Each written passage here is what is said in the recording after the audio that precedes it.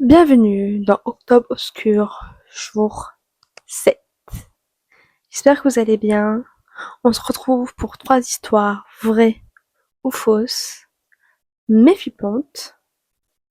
En gros, je fais une vidéo par jour jusqu'au 31 où je raconte 3 à 5 histoires vraies ou fausses, mais flippantes.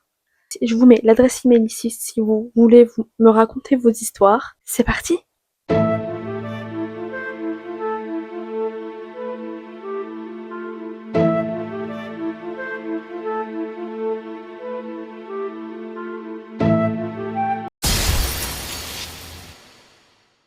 Quand c'est arrivé, j'avais 13 ans. Je dormais chez ma tante dans une vieille maison où elle venait d'emménager. Une de ces baraques où t'as l'impression que les murs ont des souvenirs. Première nuit, rien de spécial, mais la deuxième, en plein milieu de la nuit, j'ouvre les yeux sans raison. Il fait noir, mais j'avais l'impression que quelqu'un me regardait. Je me tourne vers la porte et là je vois une silhouette, pas menaçante, juste immobile. Je me dis que je rêve. Je cligne des yeux. La silhouette n'avait pas bougé, mais maintenant je vois des pieds nus, sales, dépassant sous une sorte de robe blanche. Je me recouche, je ferme les yeux, paralysée, je m'endors comme ça.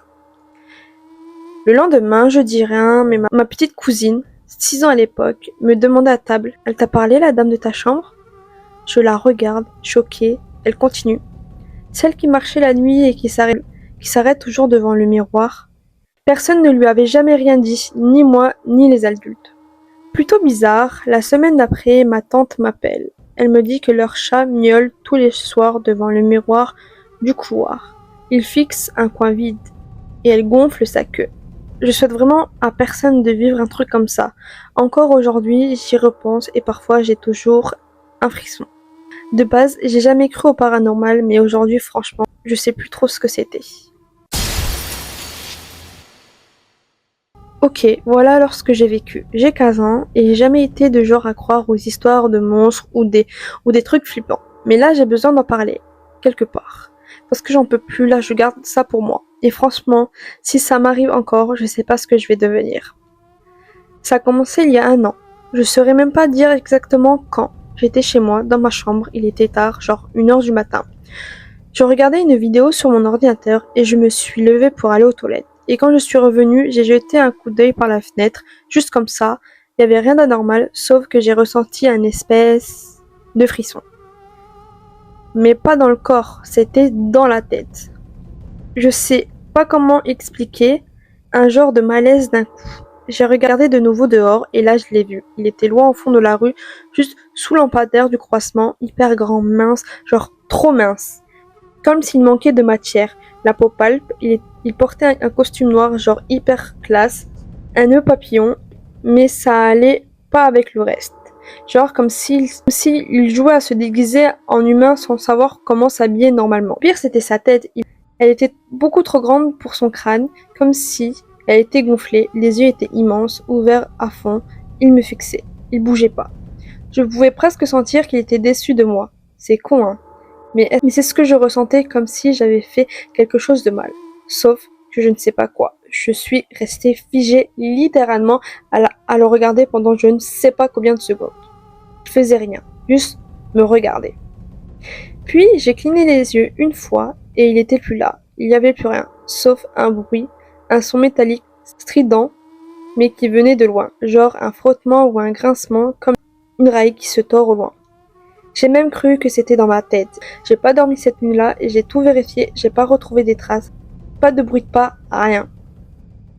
J'ai pas osé en parler, mais c'était pas la dernière fois. Depuis ce jour-là, il réapparaît, mais c'est jamais au même moment, jamais au même endroit. Une fois, c'était au supermarché. J'étais en train de choisir des pâtes, j'ai levé les yeux, il était là, au bout de l'allée, debout, immobile, à moitié caché par le coin du rayon, même dégaine, même regard, toujours cette même impression qu'il attend quelque chose de moi. Je le regarde, il me regarde, et dès que je détourne les yeux ou que je cligne les yeux, il disparaît. Et toujours ce putain de bruit métallique après. Toujours, je deviens fou. Ou alors, je suis déjà fou. J'ai arrêté de dire à mes potes quand ça m'arrivait, parce que j'ai vu leur tête, penser que je me fous d'eux, mais c'est pas une blague. C'est pas une hallucination non plus, c'est trop réel pour être une. Je veux juste savoir si quelqu'un d'autre l'a déjà vu. Merci d'avance.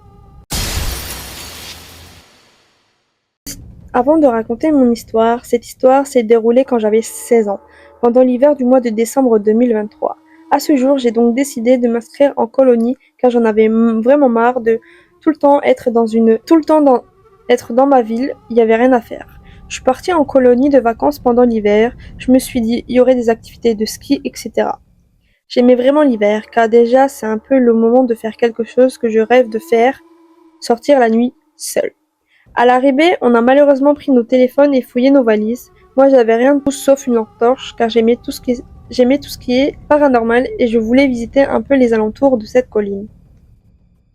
Le premier jour de colonie s'est bien passé, on a fait des activités, on a mangé, on s'est amusé, puis on est parti dormir. Dans la chambre, on était 4. On était tous fans de paranormal et on avait tous ramené une lampe torche pour visiter un peu les alentours la nuit.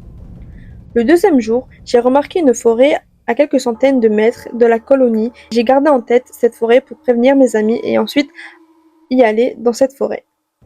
La deuxième nuit, nous sommes allés dans cette forêt comme prévu. Nous avons pris tout ce que nous devions prendre. Gants, torches, doudoune, écharpe pour ne pas avoir froid quand même.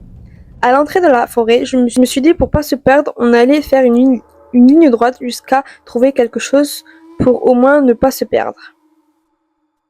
Au bout de quelques minutes de marche, on entend un bruit de fond, comme si une personne s'approchait vers nous, avec un bruit de chaîne. Plus personne ne bougeait jusqu'à cette personne ou cette chose part. Et là, je sens une odeur nauséabonde dans des sacs poubelles rouges. Rouges, peut-être pour cacher le sang, je ne sais pas. Et ce qu'on décide de pas faire, et heureusement, c'est d'ouvrir ces sacs car tout le monde sait ce qu'il y a à l'intérieur de ces sacs. On a donc fait demi-tour, mais pas dans le calme. Mais c'était comme si c'était chacun pour sa peau. Tout le monde courait pour arriver en premier à notre chambre et ensuite on n'a plus jamais mis un pied dans cette forêt. Après ça, je ne suis plus jamais allée en colonie de vacances, que ce soit en hiver ou en été. J'espère que ces 3 histoires vous auront plu. N'hésitez pas à m'envoyer vos histoires. N'oubliez pas de vous abonner, partager, liker, activer la cloche. N'hésitez pas à me suivre sur les autres réseaux sociaux et je vous dis à demain. Bisous!